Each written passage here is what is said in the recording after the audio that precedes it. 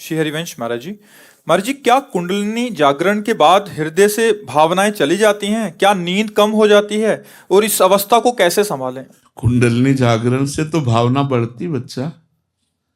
भागवतिक शक्ति, कुंडलिनी क्या है? एक भागवतिक शक्ति है। जो जागृत होती तो उसमें दिव्यता होती, तेजस्विता होती, ज्ञान विज्ञान की स्फुरणाएं होती, भाव की धाराएं। तो अच्छा, नींद कम होना ये भागवतिक क्षेत्र में स्वाभाविक है। चाहे वो भक्ति से चलो, चाहे ज्ञान से चलो, चाहे योग से चलो, किसी भी मार्ग में चलो, भागवतिक मार्ग में नींद कम की जाती है। अगर स्वतः कम नहीं होती तो इसे कम किया जाता है। फालतू में समय सोने में नहीं बर्बाद किया जाता। 4 घंटे बहुत से बहुत, 5 घंटे, 3 घंटे, जितना संभाल पाओ। भोजन, बोलना और नींद, पहला साधक इन तीनों पर कंट्रोल करता है। रसेंद्री कंट्रोल में हुई तो जनेंद्री कंट्रोल में हो जाए। तो भोजन तो जनेंद्री भी कंट्रोल में हो गई। वाकेंद्री, बोलना इससे भारी अपराध बनते हैं, वाणी से हम ज्यादा अपराध बनते हैं। सुनना, बहुत प्रपंच नहीं सुनना चाहिए। तो इसमें नींद पर काबू करना तो हर साधक का कार्य है। और जब आगे चलकर स्वतः नींद खत्म हो जाती है, धीरे धीरे वो सत्वगुण बना रहता है, तो निद्रा, आलस्य, प्रमाद की कोई गुंजाइश नहीं रहती, जो भगवत चिंतन परायण रहता है। लेकिन ये बात कि कुंडलिनी जागरण होने पर भाव खत्म होने लगते हैं, ऐसा तो मुझे नहीं लगता। हम कुंडलिनी जागरण से तो और दिव्य भावों का स्फुरण होता है। जैसे सूर्य प्रकाशित होता है तो अंधकार का नाश होता है, ऐसे वो दिव्य शक्ति जैसे जैसे जागृत होती, वैसे वैसे भगवदाकार, ब्रह्माकार वृत्ति बनने लगती है। तो आप जागरण कर रहे हैं क्या कुंडलिनी? अच्छा, कई घंटे सिद्धासन में बैठते हैं? पौना घंटा। पौना घंटे में कुंडलिनी जागरण होती है?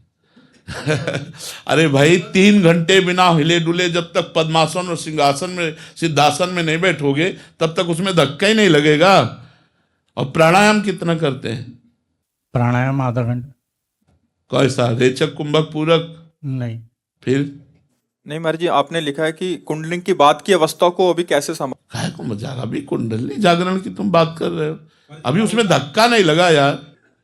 एक बार जो उसमें धक्का लगा ना तो महाराज जी, आपने एक बार बताया था कि पूरा उछल उछल के।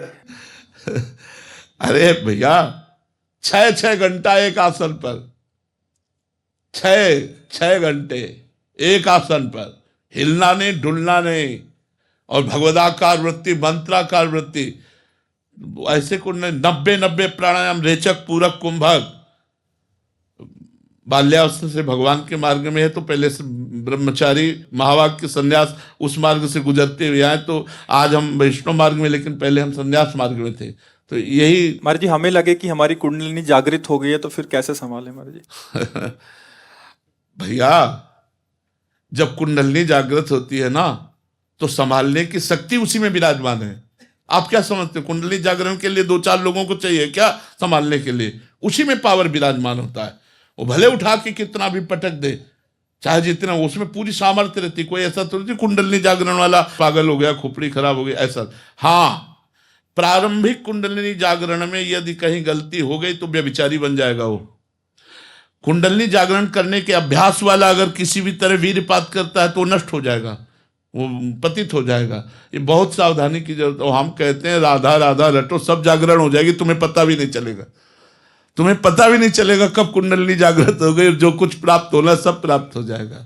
अब मान लो हमारी बात, राधा राधा जपो और आसनों पर बैठो, आसनों पर बैठने का अभ्यास करो। अभी तो आप क्लास ही नहीं कर पाए। 3 घंटे बिना हिले डुले, ऐसे भी नहीं करना, 3 घंटे बिल्कुल एक आसन पे, तब उसमें धक्का लगता है कुंडलिनी में। जब प्राणायाम, रेचक, पूरक, कुंभक, इन प्राणायामों के द्वारा तब उसमें धक्का, वो सोई हुई कुंडलिनी को धक्का लगता है, तब वो तो होश बदल जाते हैं। रात दिन मंत्राकार वृत्ति, पवित्र आचरण, पवित्र व्यवहार, किसी से कोई मतलब नहीं।